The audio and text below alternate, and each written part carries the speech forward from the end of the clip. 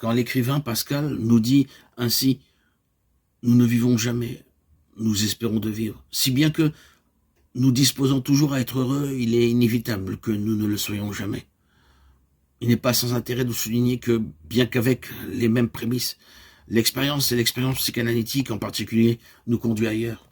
Nous ne vivons jamais, nous espérons de vivre. Oui, bien sûr, puisque vivre n'est pas autre chose qu'espérer vivre, vivre vraiment, quand nous ne vivons qu'imparfaitement et mortellement. Cependant, nous disposons toujours à être heureux, il est inévitable que nous le soyons toujours, à condition évidemment que cette disposition ne soit pas une attente, une demande où l'homme s'offre passivement aux circonstances. Mais si cette disposition est un acte de volonté, il est inévitable qu'un bonheur, quoique relatif, lui arrive puisqu'il l'aura voulu. Cette volonté d'interpréter positivement les négativités de notre existence, souffrance physique, souffrance psychique ou autre, qui pourrait nous en empêcher. Le bonheur d'un homme libre ne dépend pas des circonstances, mais de ce qu'il fait des circonstances, en y introduisant de la conscience et de l'amour. Peut-être éprouvera-t-il alors quelque chose du bonheur, souverain de celui qui a pu dire « Ma vie, on ne me la prend pas, c'est moi qui la donne. Mort, où est ta victoire ?» Notre joie, nul ne peut nous la ravir, puisque ce n'est pas réalité qui se possède, mais comme l'amour, réalité qui se donne. En bref, qu'est-ce qu'espérer? Distinguons tout d'abord l'espérance de l'espoir. Ce qui différencie l'espérance de l'espoir est bien son objet. Ce que désire l'espérance n'est rien de créé. De cela, un jour ou l'autre, il faudra désespérer. Mais ce n'est pas nécessaire.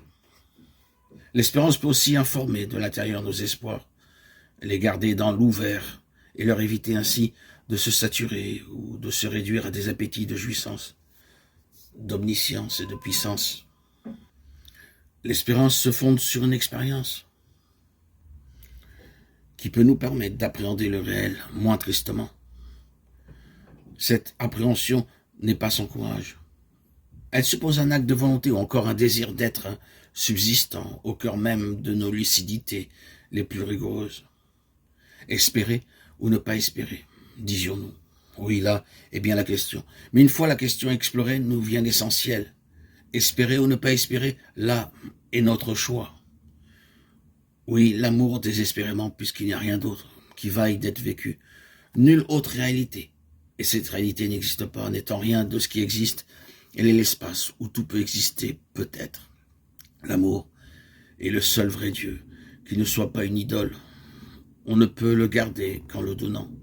L'amour est le seul vrai Dieu au nom duquel on ne peut que mentir, puisque c'est une vérité que l'on n'a pas, que l'on n'aura jamais, et que l'on perd sans cesse en la cherchant.